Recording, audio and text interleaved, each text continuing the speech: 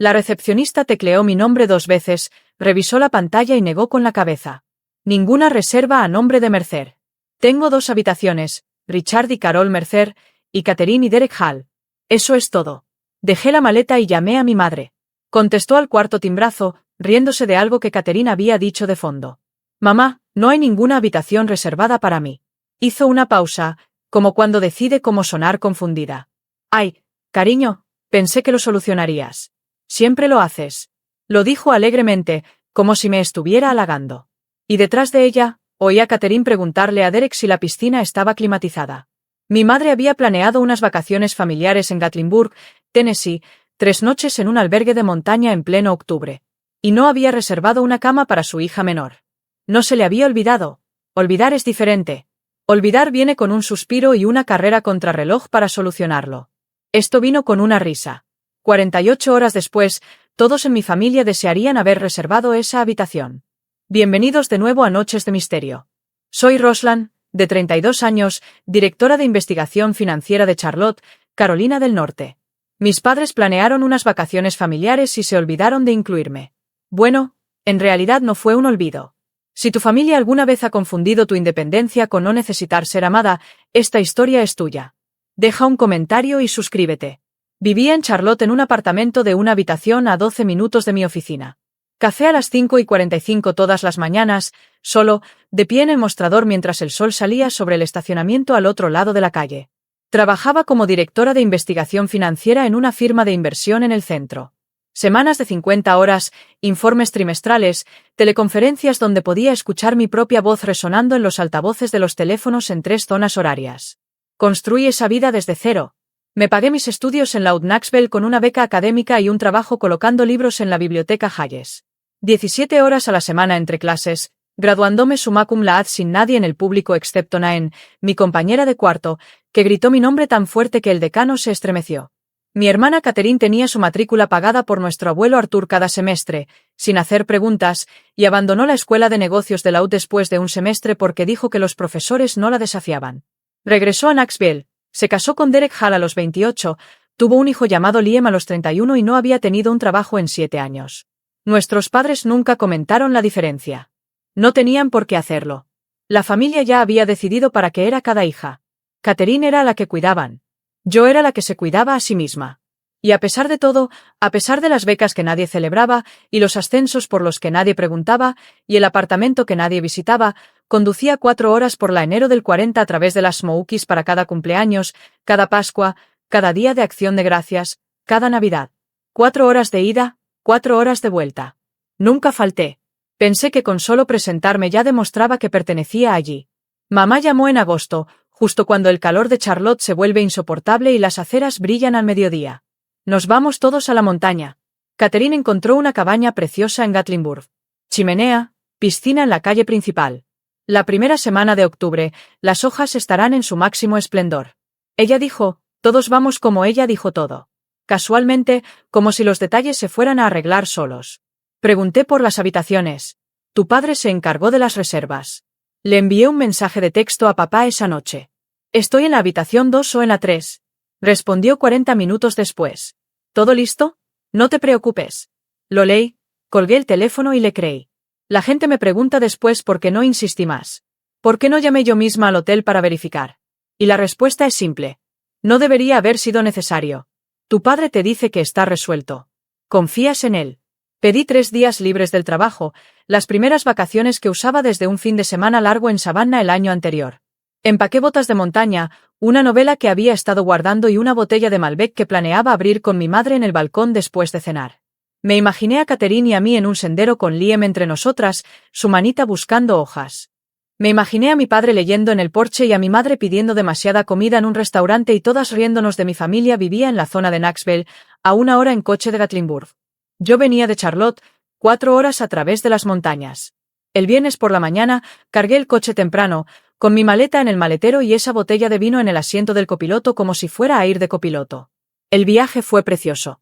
Eso sí, tomé la enero del 40 hacia el oeste y luego crucé al sur a través de las Smokies.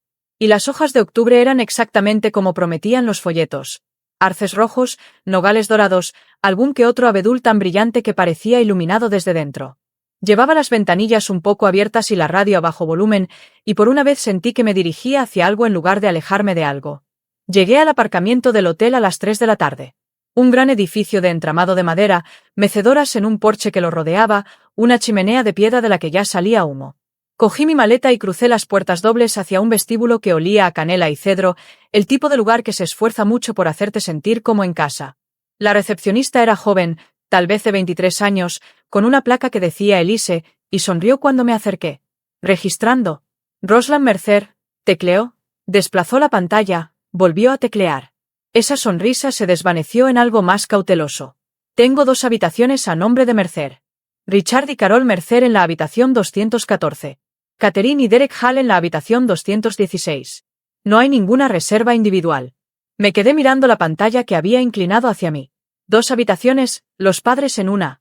Catherine, Derek y Liam, de 4 años, en la otra. Mi nombre no aparecía por ningún lado. ¿Hay algo más disponible? Ella revisó, negó con la cabeza. Estamos completos, señora. Temporada alta de otoño. Llevamos meses con todas las habitaciones reservadas. Me quedé allí de pie con el asa de mi maleta en una mano y el teléfono en la otra, y llamé a mi madre, y ya sabes lo que me dijo. Todavía estaba en la recepción cuando oí que se abrían las puertas del vestíbulo y la voz de una niña resonó en las vigas de madera. Catherine entró con botas nuevas y una colcha acolchada. ¡Chaleco! Derek detrás de ella con una bolsa de lona sobre cada hombro, Liam corriendo delante hacia la chimenea. Me vio de pie en el mostrador con mi maleta y se detuvo. No es la forma en que te detienes cuando estás sorprendido. La forma en que te detienes cuando estás decidiendo cómo jugarlo. ¿Cuál es el problema? Dijo lo suficientemente alto como para que una familia que se registraba al otro extremo del mostrador volteara la cabeza. Le dije que no había sitio para mí. Acomodó a Liam en su cadera y miró a Derek, luego a mí, y su voz se escuchó con claridad por todo el vestíbulo. Reservamos habitaciones para mí, mi marido y mi hijo. Nosotros somos la verdadera familia. Lo dijo como si le explicaras la distribución de las mesas a un camarero. Derek sonrió con sorna. No una sonrisa, solo una leve inclinación de la boca que indicaba que estaba de acuerdo, pero que no quería dejar huellas dactilares. Mi madre se ajustó la correa del bolso y estudió el suelo de piedra como si guardara las respuestas.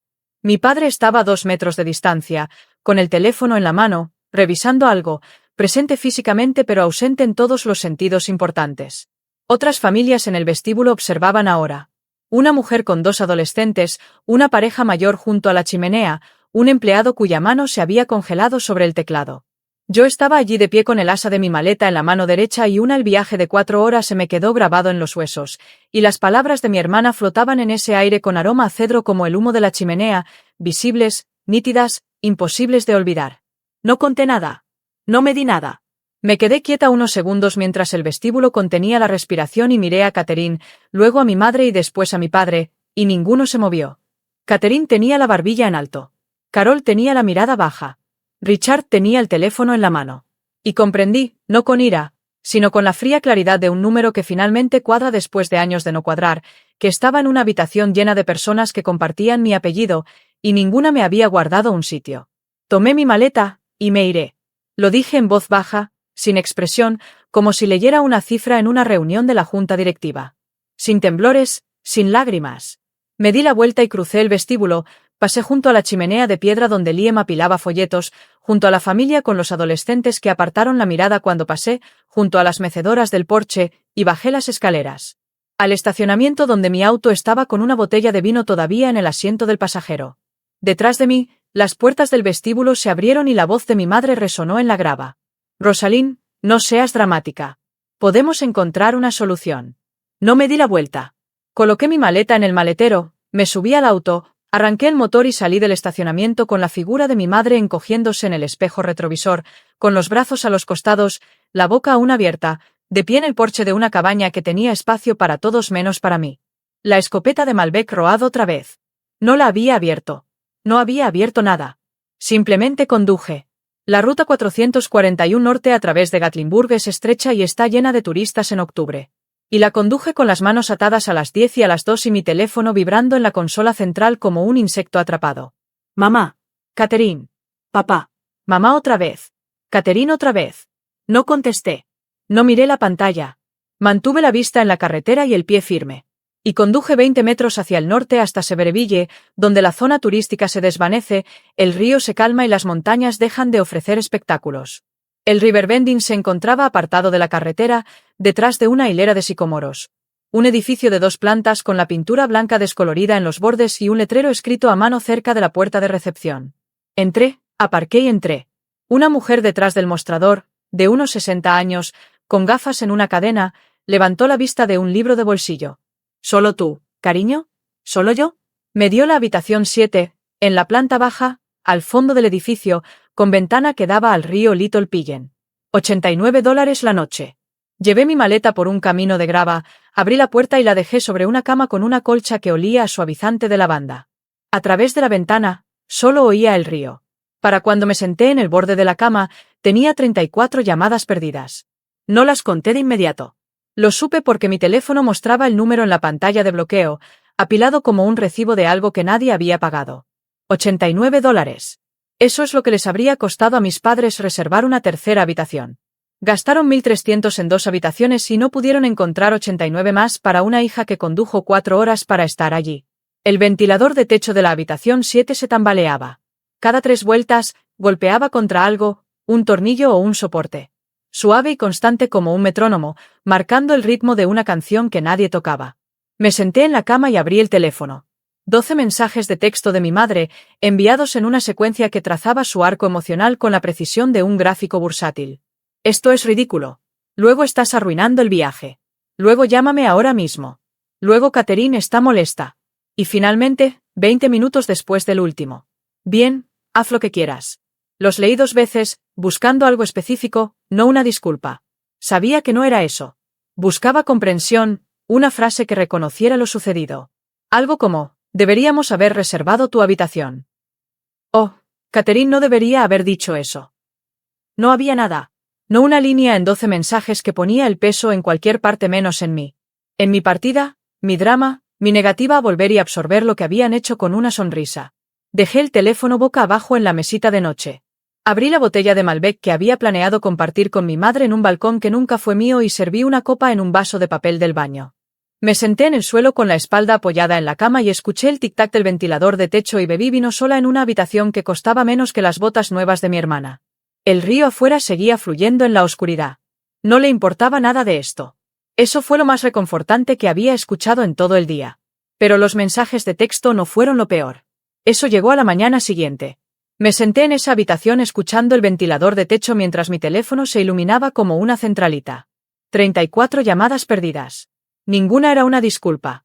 Si alguna vez has sido la persona a la que tu familia llama para que vuelva pero nunca llama para pedir disculpas, sabes exactamente cómo se sintió esa almohada. Noche. Quédate conmigo. Lo que hicieron después hizo que salir pareciera la parte fácil. Debería contarte sobre la Navidad de 3 años antes de la cabaña. Conduje 4 horas desde Charlotte en medio de una tormenta de hielo. La enero del 40 a través del desfiladero en Asheville se redujo a un solo carril. Camiones de sal cada medio kilómetro. Mis limpiaparabrisas librando una batalla perdida contra la lluvia helada. Llegué a la casa de mis padres en Knoxville a primera hora de la tarde y llevé 4 regalos envueltos individualmente que había pasado un mes eligiendo. Una bufanda de cachemir para mamá en el tono de azul que siempre señalaba en los catálogos.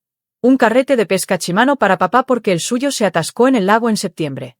Un bombero de Build-A-Bear para Liam porque había estado obsesionado con los camiones de bomberos desde agosto. Y un diario encuadernado en cuero para Catherine porque había mencionado que quería volver a escribir.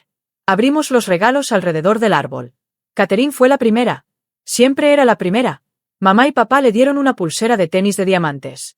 Toda la producción, la caja de terciopelo, el jadeo, la forma en que mamá lo sostuvo. Catherine levantó la muñeca hacia la luz para que captara el sol de la tarde que entraba por la ventana de la sala. Derek lo filmó con su teléfono. Luego Catherine se giró hacia mí y me dio una vela. De vainilla. Todavía en la bolsa de la farmacia. La giré en mi mano y leí la etiqueta de oferta en la parte inferior.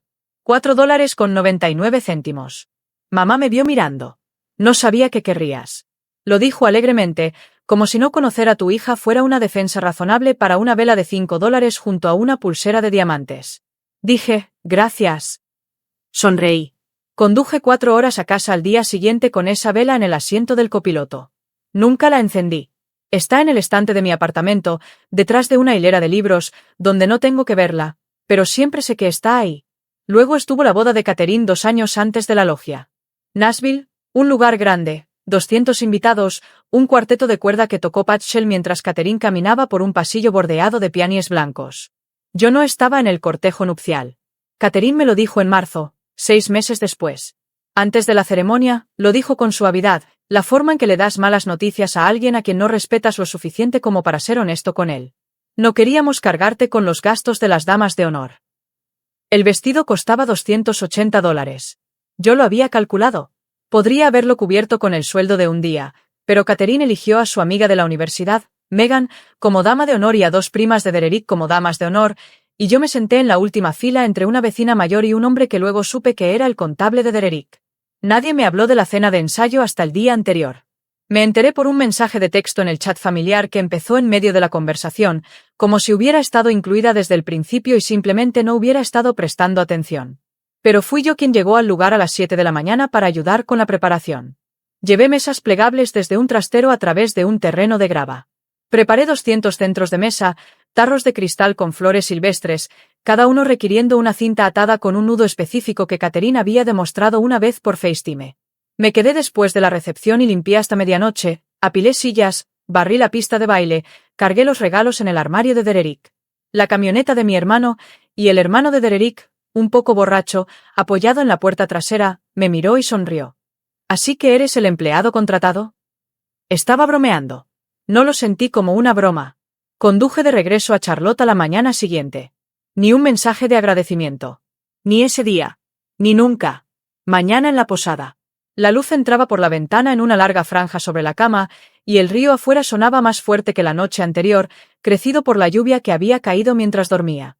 Me senté contra el cabecero con mi teléfono y desplacé mi biblioteca de fotos, sin buscar nada específico, solo siguiendo una sensación. Encontré las fotos familiares. Había unas 50 de los últimos 5 años. Cumpleaños, vacaciones, fotos posadas en porches y frente a árboles de Navidad. Yo estaba en 3 de ellas. En 2, salía parcialmente cortada en el borde del encuadre, medio hombro y un trozo de mandíbula, como si quien sostuvo la cámara hubiera encuadrado la foto alrededor de Catherine y luego me hubiera captado por accidente. Abrí el chat familiar y retrocedí 6 meses. Mi nombre aparecía menos que el de nadie, y cuando lo hacía, venía asociado a una tarea. Rosalind, ¿puedes traer las sillas extra del trastero? Rosalind, ¿puedes recoger la receta de Liam de camino? Rosalind, ¿puedes traer hielo? Nunca. Rosalind, ¿cómo estás? Nunca. Rosalind, te hemos echado de menos. Nunca. Rosalind, ¿estás bien? Me senté con el teléfono en el regazo y miré los datos como lo haría en el trabajo. Patrones, frecuencias, valores atípicos. Esto no era olvido. El olvido es aleatorio. Esto estaba estructurado. Me incluían cuando se necesitaba ayuda y me excluían cuando se distribuía la pertenencia. Y el sistema era tan antiguo y tan consistente que todos los que lo integraban, incluyéndome a mí, habían dejado de darse cuenta de que era un sistema. Yo era el contacto de emergencia de una familia que no me contactaría en caso de emergencia. Llamé a Naen al mediodía. Contestó al segundo timbrazo. Siempre lo hace. Y oí el ruido del hospital detrás de ella. Los pitidos y los avisos por megafonía que significaban que estaba en un descanso en el centro médico en Asheville. Háblame, dijo, porque Nadine no pierde el tiempo con un hola. Le conté todo. Las 2 habitaciones, la voz de Catherine en el vestíbulo, mi madre persiguiéndome hasta el estacionamiento, no para disculparse, sino para llamarme dramática. Las 34 llamadas perdidas que sumaron exactamente 0 reconocimientos de lo que salió mal. Nadine escuchó como siempre escucha, es decir, completamente sin interrumpir hasta que el silencio en la línea le indicó que había terminado. Entonces dijo, ¿cuándo vas a dejar de conducir 4 horas para demostrar que perteneces a gente que no te guardará una silla? No estaba siendo cruel. Naen no es cruel. Estaba siendo precisa, lo cual es peor porque la precisión no te deja ningún lugar donde esconderte. Me senté en la cama de la habitación 7 del Riverbending con el teléfono pegado a mi oreja y el río corriendo detrás de la ventana y no dije nada durante un largo rato. No lo sé. Finalmente dije ese es el problema, Roth. Tú sí lo sabes. Simplemente aún no lo has dicho en voz alta. Después de colgar, abrí la aplicación de notas de mi teléfono y escribí un encabezado. Cosas que necesito versus cosas que acepto. La columna de necesidades se llenó rápidamente. Respeto. Inclusión. Una habitación con mi nombre. Una familia que notó cuando no estaba en la fotografía. La columna de aceptación se llenó aún más rápido. La vela. La última fila. La limpieza. El texto vago. La reserva perdida. El vestíbulo. El vestíbulo. El vestíbulo. Domingo por la mañana. El chat familiar se iluminó. Catherine publicó una selfie desde la piscina del hotel. Gafas de sol. Liam en un flotador detrás de ella. Montañas al fondo. El agua, ese turquesa perfecto e irreal. Tiempo en familia en las montañas, escribió como pie de foto, seguido de una serie de emojis de corazón. Mamá le dio me gusta inmediatamente. Papá le dio un pulgar hacia arriba. Derek publicó una foto de una ruta de senderismo. Liam sobre sus hombros, perdido entre los árboles, con el pie de foto, creando recuerdos. Mamá también le dio me gusta a esa. Deslicé la pantalla por las fotos, las reacciones y los mensajes posteriores. Ese sendero se ve increíble. Y Liam se está haciendo tan grande. Y el mejor viaje de mi vida. Y mi nombre no aparecía por ningún lado. Ni mi nombre, ni mi ausencia, ni un solo mensaje que reconociera que una hija y hermana había conducido 4 horas, le habían dicho que no era de la familia de verdad y se había marchado. Me habían borrado tan completamente que ni siquiera el borrador dejó rastro. Mi teléfono vibró con un mensaje aparte. Prima Denise, hija de la sobrina de mi abuelo Arthur, 1 año mayor que yo, vive en Ville, cerca de Knoxville. ¿Estás en ese viaje? No te veo en ninguna de las fotos. Miré el mensaje, escribí. Me fui, lo borré, escribí una larga historia, lo envié. Denise respondió rápido. ¿Estás bien? Miré su respuesta en la pantalla y pensé en la respuesta honesta, que era no, y en la respuesta que mantendría las cosas manejables, que era algo más corto. Al llegar a eso, escribí. Denise me envió un solo corazón. Sin comentarios, sin preguntas de seguimiento para las que sabía que no estaba preparada. Solo regalos, pequeños y específicos, de un rincón de mi familia que nunca había pensado en lo que apoyarme. Lunes por la mañana. Estaba de pie junto a la ventana de la habitación 7, observando a una garza abrirse paso por la orilla poco profunda del río Little Pigeon cuando mi teléfono vibró en la mesita de noche. Mensaje de papá. Lo cogí esperando algo logístico. Tal vez habían dejado algo en el hotel. Tal vez necesitaban que llamara a alguien. Tal vez el viaje había terminado antes de tiempo. Mamá dice que puedes compartir la habitación de Kai si vuelves.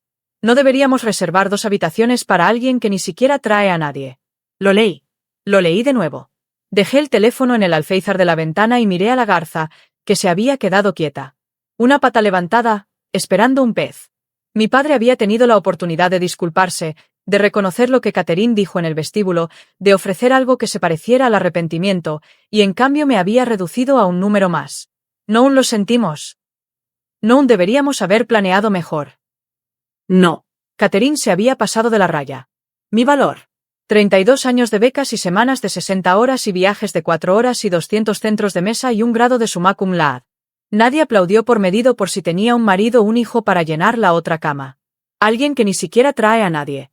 Tomé el teléfono y tomé una captura de pantalla. Luego lo puse boca abajo en la mesita de noche y me quedé en esa ventana mirando a la garza hasta que atrapó su pez y voló. No borré el mensaje. No respondí. Lo guardé como guardé la vela, no para mirarlo, sino para recordar que no me lo estaba inventando. Que la evidencia existía, que los números no mentían incluso cuando la familia lo hacía. Caminé a lo largo del río detrás de la posada esa tarde. El aire de octubre había cambiado, más fresco ahora, trayendo el olor a hojas mojadas y humo de chimenea de algún lugar río arriba. La pequeña paloma corría poco profunda sobre rocas planas, y seguí un sendero de tierra que serpenteaba entre sicomoros, y mantuve las manos en los bolsillos de mi chaqueta, y me permití pensar con claridad por primera vez desde el vestíbulo. Ya no quería una disculpa. Esa comprensión llegó silenciosamente, sin drama, como suelen suceder las cosas importantes. Una disculpa de mi madre vendría envuelta en condiciones. Una disculpa de Catherine vendría con una revisión de los hechos. Una disculpa de mi padre llegaría con 3 semanas de retraso y se referiría a la ofensa equivocada. Y cualquier disculpa de cualquiera de ellos haría lo mismo que siempre habían hecho las disculpas en mi familia. Reiniciar el reloj. Ponerme de nuevo en la línea de salida. Darme permiso para conducir 4 horas otra vez, colocar las sillas, comprar los regalos, pararme al borde de la fotografía y esperar al siguiente vestíbulo. Estaba harta. No de la ira. La ira requiere energía que ya había gastado. No de la venganza. La venganza requiere preocuparse por el resultado. Hecho como cuando cierras un libro de cuentas que nunca cuadró y nunca lo hará porque los números estaban mal desde el principio y ninguna cantidad de recálculos cambia los datos. Dejaría de conducir 4 horas, Dejaría de ofrecerme como voluntaria para la preparación y la limpieza, dejaría de contestar llamadas de personas que nunca llamaron para preguntar cómo estaba.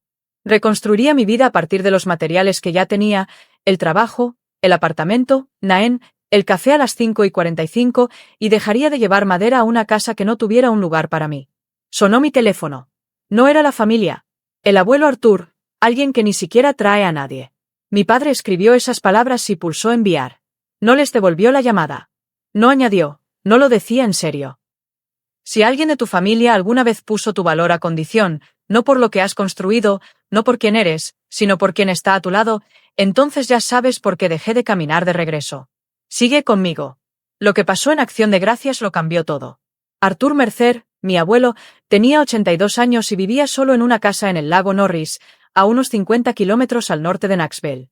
Había estado solo desde que mi abuela, Dorothy, murió en 2016, y se había quedado en esa casa porque el lago era donde pescaba, y la casa era donde había construido la vida que quería, y Artur Mercer no se iba de los lugares solo porque se quedaran tranquilos. Esperaba visitarlo después del viaje a Gatlinburg. Siempre lo hacía.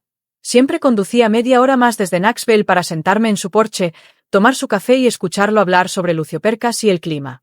Él también me esperaba. ¿Dónde estás, Rosie? Su voz era la misma de siempre, ronca y paciente, la voz de un hombre que había pasado 50 años dando órdenes en obras y había aprendido que el volumen importa menos que el tiempo. Preparé café. Le conté lo básico. Me até a los hechos. Las 2 habitaciones, el vestíbulo, el viaje a Saviourville. Sin adornos. Artur no responde a los adornos. Responde a la información. Cuando terminé, hubo un largo silencio, y detrás de él, pude oír el reloj de pie en su sala de estar, el que Dorothy compró en una venta de bienes en 1978. Y él nunca dejaba que nadie se mudara. Tu abuela también se habría ido, dijo. No dijo nada más. Artur construyó una empresa de suministros de construcción a partir de 1975 con un camión de plataforma y $50 que le prestó Dorothy. Padre. Lo expandió a 11 ubicaciones en todo el este de Tennessee. Lo vendió en 2010 y se quedó con la casa, la camioneta, la caña de pescar y poco más. Todavía conducía su propia camioneta. Todavía pescaba sus propias truchas. Todavía se preparaba el café a las 5 de la mañana porque era cuando comenzaba el día y nunca había encontrado una razón para cambiarlo. Me invitó a cenar ese sábado. Ven solo nosotros.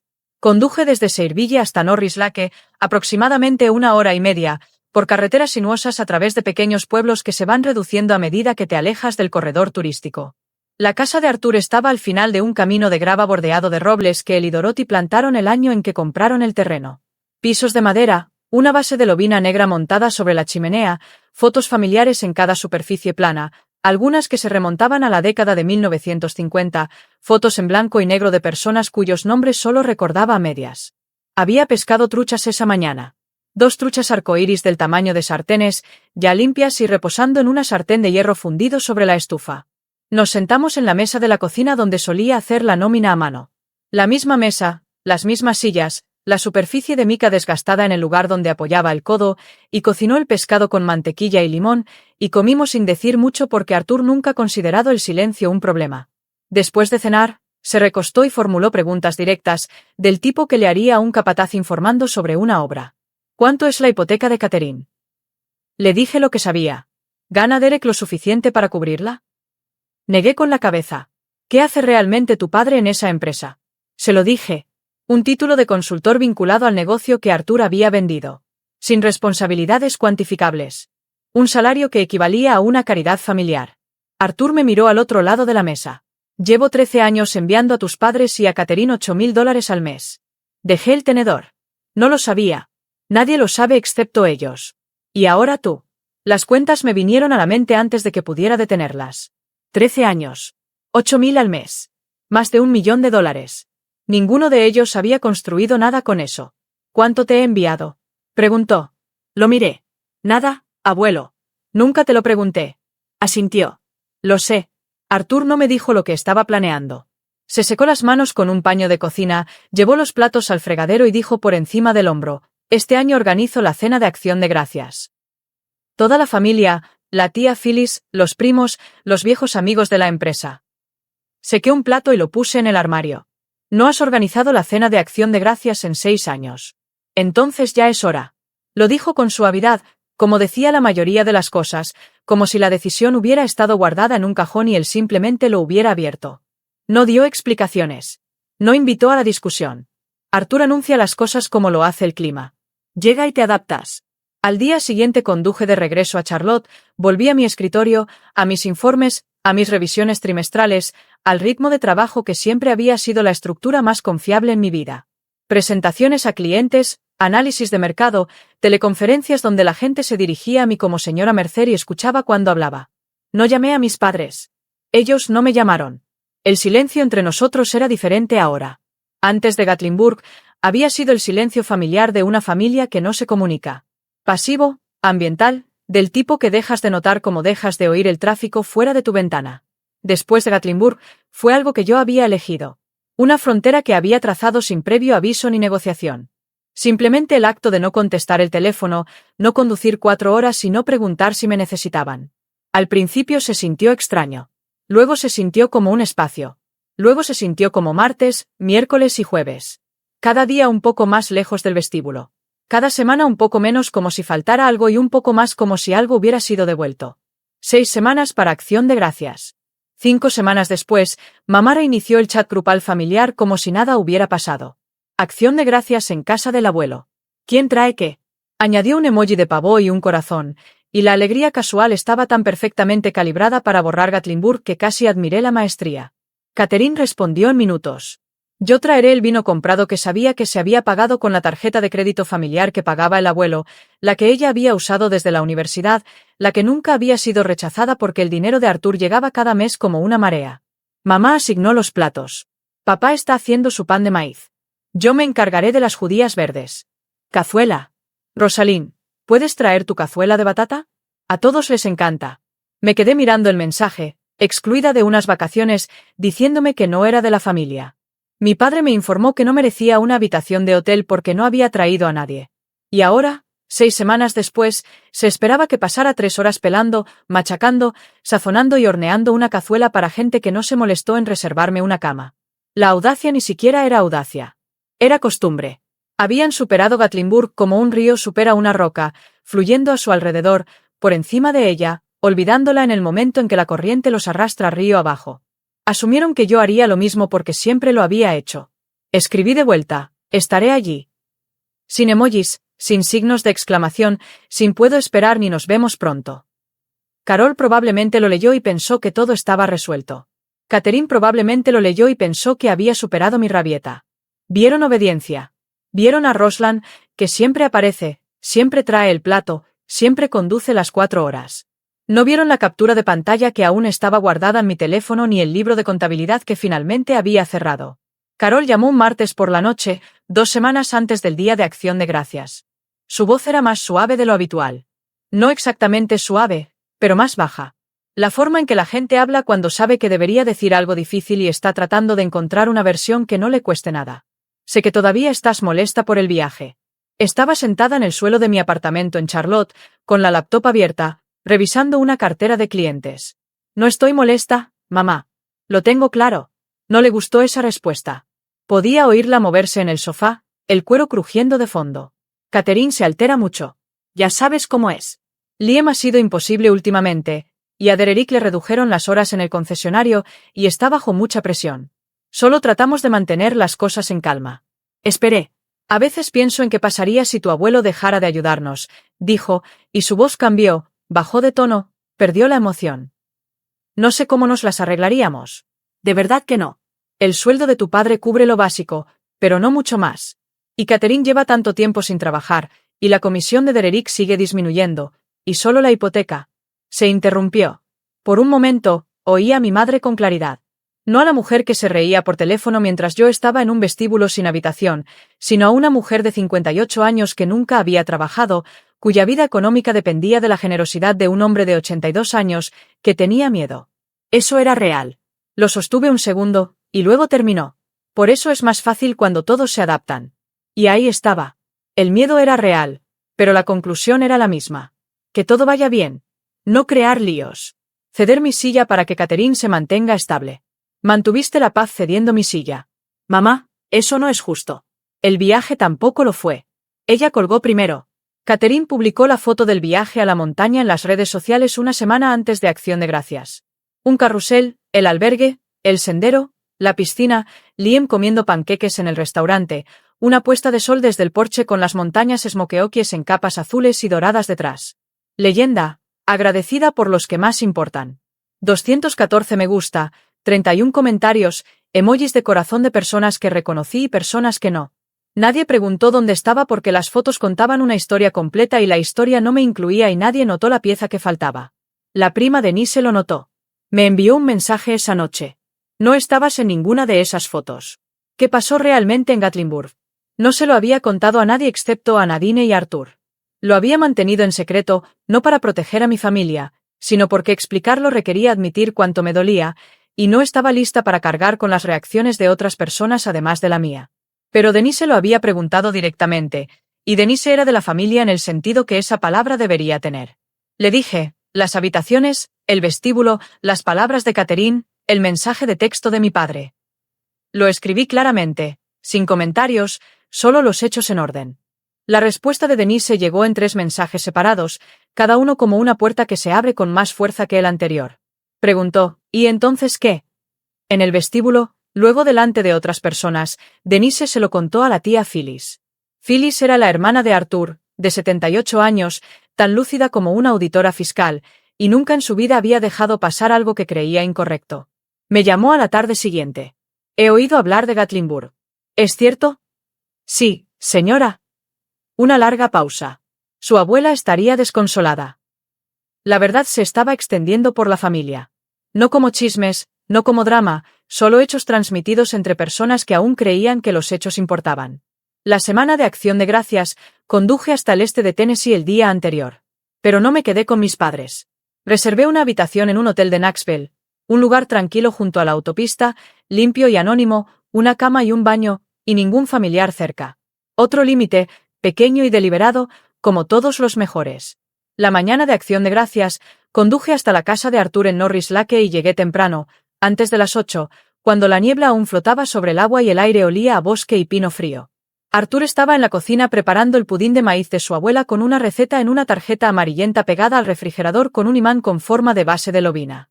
La tarjeta tenía la letra de Dorothy, pequeña, precisa, la cursiva de una mujer que había sido maestra antes de casarse con un hombre con una camioneta y un préstamo de $50. Lo ayudé a poner 22 cubiertos. La porcelana de Dorothy, blanca con una fina banda dorada, cada plato manejado como si recordara sus manos. Arthur pulió los tenedores de servir él mismo, de pie junto al fregadero con un trapo, trabajando los dientes hasta que captaron la luz de la mañana. Los invitados llegaron a partir de las 11. La tía Phyllis llegó primero, Walker y todos, conducidos por su nieto Craig. El tío Jan con una camisa de franela que parecía más vieja que yo. La prima Denise con un pastel de paz y ojos que encontraron los míos inmediatamente al otro lado de la sala. 2 viejos amigos de la construcción de Arthur, hombres de 80 y tantos años que todavía lo llamaban Art, y se estrecharon las manos como si estuvieran probando el agarre del otro. Luego llegaron los demás. Carol y Richard llegaron en el Buick. Carol cargando una fuente para hornear. Richard con las manos en los bolsillos, y detrás de ellos, Catherine, Derek y Liam.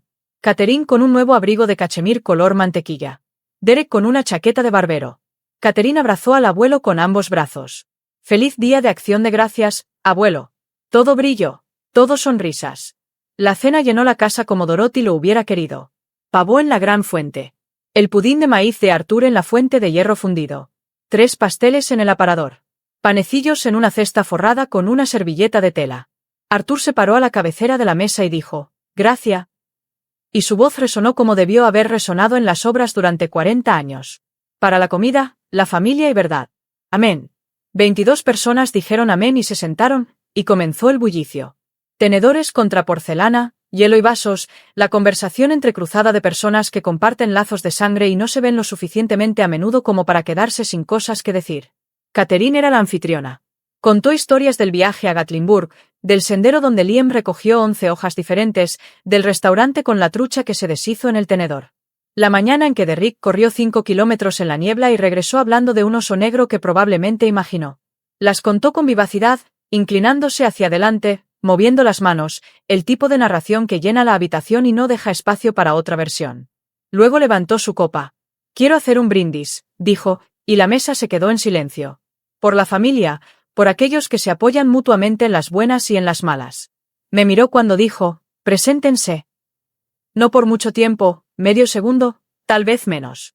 Pero lo vi. La tía Phyllis lo vio. Denise lo vi. Arthur, a la cabecera de la mesa, cortando su pavó con la mano firme de un hombre que llevaba 8 décadas cortando su propia carne, levantó la vista. No dijo nada. Observó.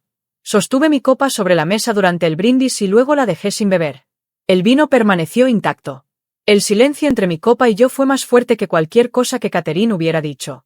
Después del plato principal, mientras la mesa se dividía en conversaciones más pequeñas y los amigos de la construcción de Arthur discutían sobre el partido de Tennessee contra Alabama, Catherine empezó a hablar de un barco para el lago. El abuelo de Derek ha estado mirando un pontón, algo que todos podríamos usar.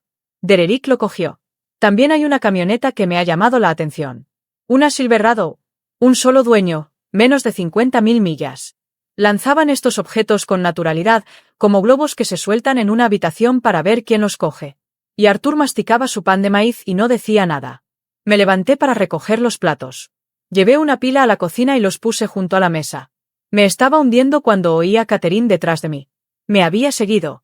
Su voz bajó de tono. El registro que usa cuando quiere pelea pero no quiere público. ¿Vas a estar rara toda la noche? Enjuagué un plato. No estoy estando rara, Catherine. Entonces deja de actuar como la víctima. Te fuiste. Fue tu decisión. Puse el plato en el escurridor y me giré para mirarla porque no me reservaste una habitación. Apretó la mandíbula. Podrías haberlo resuelto tú misma. Siempre lo haces. Ahí estaba. El sistema operativo de la familia ejecutando su programa más antiguo. Rosalind siempre lo maneja. Rosalind siempre lo resuelve. Rosalind no necesita ayuda. No necesita inclusión. No necesita una habitación, ni una silla, ni un lugar en la fotografía porque Rosalind siempre lo hace. Tomé un paño de cocina, me sequé las manos y lo puse sobre la encimera. Miré a mi hermana de pie en la cocina de nuestro abuelo con su abrigo de cachemir, la mano en la cadera y la mandíbula apretada, y toda su vida financiada por un hombre en la habitación de al lado que había empezado con un camión de plataforma. No dije nada. Volví a la mesa. Postre. Tarta de merengue de limón de Arthur. Su receta, no la de Dorothy. El único secreto que nunca había compartido con nadie. Café en las tazas de porcelana de Dorothy. Las de los bordes dorados que reflejaban la luz del comedor. La mesa se había relajado como lo hacen las mesas después de una gran comida. La gente se recostaba, los cinturones se ajustaban, las conversaciones se desvanecían. Catherine hablaba con Denise y Craig, riendo, su voz con esa brillante confianza de grado de actuación que había perfeccionado a lo largo de años contando historias donde siempre era la razonable. Y entonces Rosalind simplemente se fue del vestíbulo de la nada. Todos lo estábamos pasando de maravilla y ella se va tan dramáticamente. Lo dijo como un remate, como una anécdota familiar que ya había moldeado, pulido y añadido a la rotación. Otra historia sobre la difícil Rosalind que no puede simplemente seguir la corriente. La mesa se giró hacia mí. No todos a la vez. Una rotación lenta, cara por cara, como una habitación cambia cuando siente que algo está a punto de cambiar. Phyllis dejó el tenedor. Denise se detuvo a mitad de un bocado. El tío Jan miró su café. Los amigos de la construcción de Arthur se miraron entre sí. Algunos sabían lo que había pasado en Gatlinburg. Algunos habían oído fragmentos de Denise o Phyllis. Algunos lo oían mencionar por primera vez y podían sentir el peso de algo tácito que arrastraba la habitación hacia el suelo. Me senté con mi taza de café en la mano y 32 años de ser la callada presionando contra el dorso de mis dientes. Entonces miré a Arthur. Estaba a la cabecera de la mesa, con la servilleta en el regazo y el café junto al plato. Me miró a los ojos. Asintió apenas, solo un pequeño movimiento de la barbilla, el tipo de asentimiento que pasarías por alto si no lo estuvieras buscando. No buscaba permiso. Estaba comprobando si podía soportar lo que estaba a punto de decir. Dejé la taza de café en el platillo. El tintineo de la porcelana contra la porcelana fue pequeño, pero la habitación lo oyó como una sala de audiencias oye un gable. No me levanté. Me quedé en mi silla, con las manos planas sobre la mesa, y hablé con el tono de voz que uso para las presentaciones trimestrales. Un tono medido, el tipo de voz que no necesita volumen porque tiene precisión. Catherine, tienes razón. Me fui. 22 personas se quedaron quietas. Los tenedores se detuvieron. Las tazas se detuvieron a medio camino de las bocas. La mano de Phyllis se posó sobre la mesa. Pero omitiste la parte en la que no me reservaste una habitación. Hice una pausa lo suficientemente larga para que el silencio hiciera su trabajo. Estabas de pie en el vestíbulo de ese hotel frente a extraños y dijiste, reservamos habitaciones para la verdadera familia. El rostro de Catherine cambió. No era culpa, ni vergüenza, sino la repentina y rígida atención de alguien que escucha sus propias palabras regresar de una dirección inesperada. Me volví hacia mi padre. Estaba sentado 3 asientos más allá, con la servilleta retorcida en las manos. Y papá, me enviaste un mensaje de texto a la mañana siguiente. Dijiste, mamá quería que compartiera la habitación de Catherine. Y luego escribiste, nosotros no debería reservar 2 habitaciones para alguien que ni siquiera trae a nadie. Dejé que la frase calara. Richard miró su plato. Carol se llevó la mano a la boca. Denise cerró los ojos. Phyllis miró a Richard con una expresión que nunca antes había visto en su rostro. No era ira exactamente, sino la profunda y fría decepción de una mujer que había visto a una familia construirse desde cero y ahora la veía desmoronarse hasta los cimientos. Me recosté.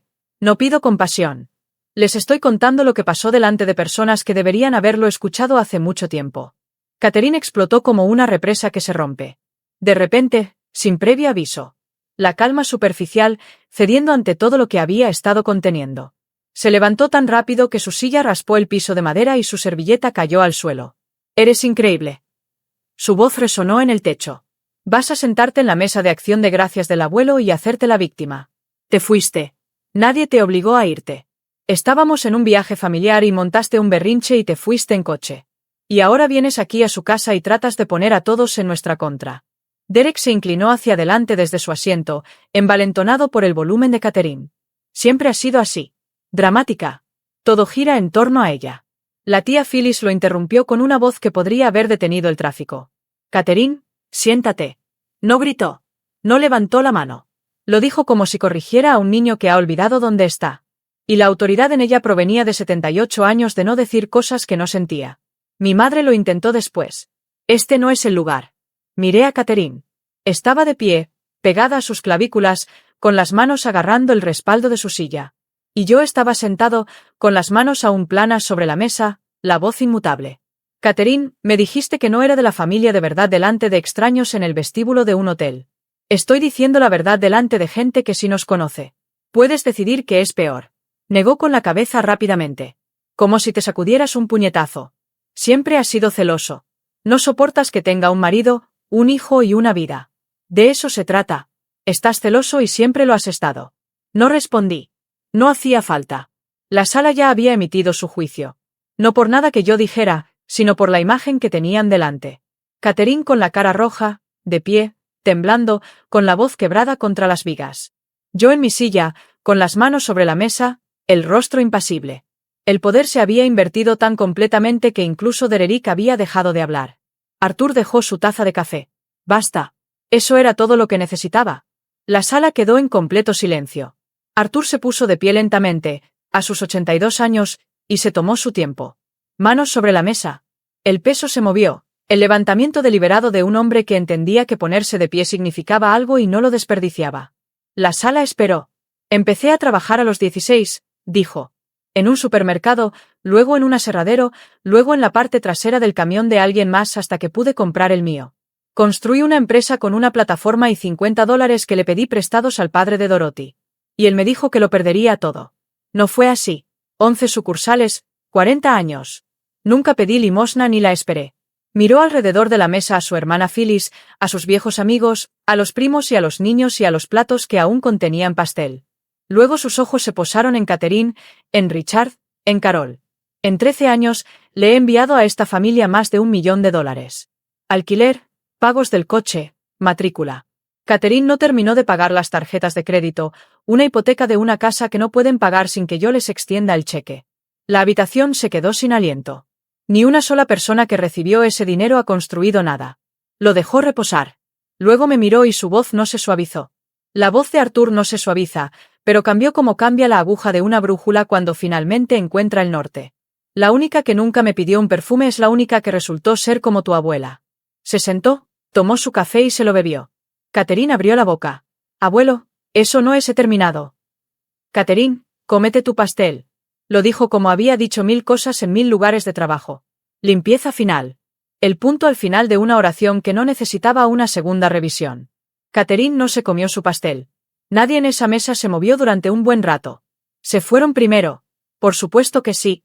Derek recogió sus abrigos mientras Catherine cargaba a Liam, que había estado jugando en la sala, afortunadamente, sin darse cuenta de la mesa, y se dirigieron a la cocina como una unidad. Rápido, el retiro de las personas que saben que el terreno ha cambiado y quieren ponerse a salvo antes de que cambie de nuevo. Estaba enjuagando una taza de café en el fregadero cuando Catherine apareció en la puerta. Liam estaba en su cadera, con la cara apoyada en su hombro. Derek estaba detrás de ella con sus abrigos sobre el brazo. Su voz salió baja y furiosa, un susurro que temblaba en los bordes. ¿Sabes lo que has hecho? Nos va a cortar el suministro. ¿Te das cuenta? Va a parar todo por tu pequeña actuación ahí fuera. Cerré el grifo, me sequé las manos con una toalla. No le pedí que hiciera nada, Catherine. No tenías que hacerlo. Solo tenías que hacerte la mártir. Tenías que sentarte ahí con tu voz baja y tu cara triste y dejar que todos sintieran lástima por ti. Dije la verdad, dije, delante de gente que necesitaba oírla igual que tú dijiste la tuya en el vestíbulo. Me miró fijamente. Intentó hablar, pero no salió nada. Y la vi buscar una respuesta y encontrar el estante vacío. Liam se movió contra su hombro, y ella lo movió más arriba. Y por un segundo, solo un segundo, vi más allá de la furia, algo debajo de ella. Algo que parecía una mujer de pie en una cocina, dándose cuenta de que la arquitectura de toda su vida dependía de una transferencia mensual de un hombre de 82 años que acababa de decirle a una sala llena de testigos que se había retirado. Tomó su abrigo. Tomó sus llaves. Se fue sin decir una palabra más. Derek la siguió. Anocheció. Los invitados se habían ido a casa de uno en uno y de dos en dos. Phyllis me besó la frente en la puerta. Denise me apretó la mano. Los amigos de la construcción le estrecharon la mano a Arthur y no dijeron nada sobre lo que había pasado porque los hombres de esa generación archivan las cosas en silencio y nunca las olvidan. Arthur estaba adentro lavando los platos. Había rechazado mi ayuda. Ya has hecho suficiente por hoy, Rosie. Y podía oír el agua correr y el tintineo de la porcelana de Dorothy a través de la ventana de la cocina. Me senté en el porche en una de las dos mecedoras y escuché el lago y vi la última luz posarse sobre el agua. La puerta mosquitera se abrió detrás de mí. Richard salió con su abrigo puesto y las llaves del coche en la mano. Carol ya estaba en el Buick, una sombra en el asiento del pasajero. Se quedó de pie junto a la barandilla del porche, de espaldas a mí, y lo dijo sin darse la vuelta. No debí haber enviado ese mensaje. No, no debiste haberlo hecho. No lo dije con la misma intención que tú, papá. Simplemente no pensaste que lo diría en voz alta. Rascó las tablas del porche con la punta del zapato de un lado a otro, como hace Liam con sus zapatillas cuando le han dicho que se disculpe. ¿Vas a estar bien? Balanceé la silla lentamente una vez y miré el lago, donde una sola luz de un muelle al otro lado del agua se mantenía firme contra la oscuridad. He estado bien durante 32 años sin una habitación, una silla o un lugar en la foto. Seguiré estando bien. Asintió. Se quedó allí un momento más, como si esperara que le diera algo. Perdón, tal vez, o permiso para sentir que el viaje a casa no serían las peores 2 horas de su vida. No se lo di. Bajó los escalones del porche y cruzó la grava hasta el Buick. Carol lloraba en el asiento del pasajero. Él entró, encendió el motor. Las luces traseras se deslizaron por la entrada, giraron en la carretera y desaparecieron tras la curva donde los robles cerraban el camino. 6 semanas después del Día de Acción de Gracias, el dinero dejó de llegar. Arthur no lo anunció, no convocó una reunión, no envió una carta. Llegó el 1 de diciembre y la transferencia que había llegado cada mes durante 13 años, $8,000, divididos entre mis padres y la casa de Catherine como un pago de servicios públicos que nadie cuestionaba, simplemente no apareció. La de enero tampoco llegó. Sin explicación, sin aviso, solo silencio en una cuenta bancaria que nunca antes había estado en silencio. Las consecuencias se desarrollaron como el agua retrocede después de una inundación. Lentamente al principio, luego de repente, dejando al descubierto lo que la corriente había estado cubriendo. Catherine y Derek vendieron primero el estilo de vida. La chaqueta de barbero fue a una tienda de consignación. La tarjeta de crédito que el abuelo había estado pagando. Derek tomó turnos extra en el concesionario. Madrugadas, turnos en la sala de exposición los sábados, el tipo de horario que siempre dejaba para alguien con más hambre de éxito. Catherine consiguió un trabajo a tiempo parcial en una tienda HomeGoods en West Knoxville, su primer trabajo en 7 años. Me llamó en enero, no para disculparse, no para gritar, sino para preguntar cómo formatear un currículum. Me senté en la mesa de mi cocina en Charlotte con el teléfono en altavoz y la expliqué línea por línea. Historial laboral, sección de habilidades, los años sabáticos presentados como administración del hogar. La ayudé porque así soy yo. Y porque ayudar a mi hermana con un currículum no me obligaba a fingir que la recepción nunca había ocurrido. Mis padres se mudaron a una casa más pequeña. La casa de 4 habitaciones, la que el dinero del abuelo había mantenido durante una década, salió al mercado en febrero. Se mudaron a un apartamento de 2 habitaciones cerca del campus de la UT. Richard encontró un trabajo de verdad por primera vez en años, coordinador de instalaciones en un colegio comunitario. Tenía 60 años y estaba empezando de nuevo. Y mentiría si dijera que no sentí nada al respecto. Pero lo que sentí no fue satisfacción. Fue la compleja ternura de ver a alguien a quien amas enfrentar una verdad que pasó 30 años evitando. Carol me envió un mensaje de texto en enero. Mensaje corto, sin preámbulos. Lo siento por el viaje. Lo siento por muchas cosas. Era la primera vez que me escribía la palabra lo siento en 32 años. Esperé 2 días. Luego respondí, lo sé, mamá. La puerta permaneció abierta. No del todo, no como antes, pero abierta. Mi prima Denise inició un chat grupal conmigo y la tía Phyllis. Hablábamos todas las semanas de todo y de nada, del trabajo, del clima y de recuerdos familiares que no dolían al atesorarlos. Las visitas de Rosalín al abuelo se convirtieron en un punto fijo en mi calendario. Cada 2 sábados, trucha en su porche, café en las tazas de Dorothy, el lago cambiando de color con las estaciones. Cerezos en flor de primavera a lo largo del camino del lago, rosa pálido contra el agua oscura, pétalos que atrapaban la brisa y caían sobre la grava como confeti en un desfile que nadie organizó. Llegué a casa de Arthur y él estaba en el porche con 2 cafés ya preparados. El vapor salía de las tazas de Dorothy, su caña de pescar estaba apoyada en la barandilla como si esperara su turno. Me senté en la segunda mecedora. La que siempre había estado allí. La que siempre había sido mía, incluso cuando no lo sabía. Tomamos nuestro café y miramos el lago. ¿Sabes lo mejor de construir algo tú mismo?, dijo. Dime. Nadie te lo puede quitar porque nunca te lo dieron en primer lugar. Sonreí. Bebí mi café. El lago se quedó quieto y los cerezos en flor seguían cayendo y el porche crujió bajo el peso de 2 personas que se entendían. A veces, lo más valiente que harás no es salir de ese vestíbulo. Es volver a la mesa, mirar a tu familia a los ojos y decir la verdad. No con ira, no con venganza, sino con tu propia voz en tus propios términos. Un vestíbulo de hotel y una mesa de acción de gracias. Somos la verdadera familia. Alguien que ni siquiera trae a nadie. Una hija que condujo 4 horas y un abuelo que contaba cada dólar. Si los 32 años de silencio de Roslyn te recuerdan a los tuyos, tal vez sea hora de dejar tu maleta y hablar. Comparte esto con alguien que haya sido el confiable. Deja un comentario y suscríbete. La próxima historia ya está esperando.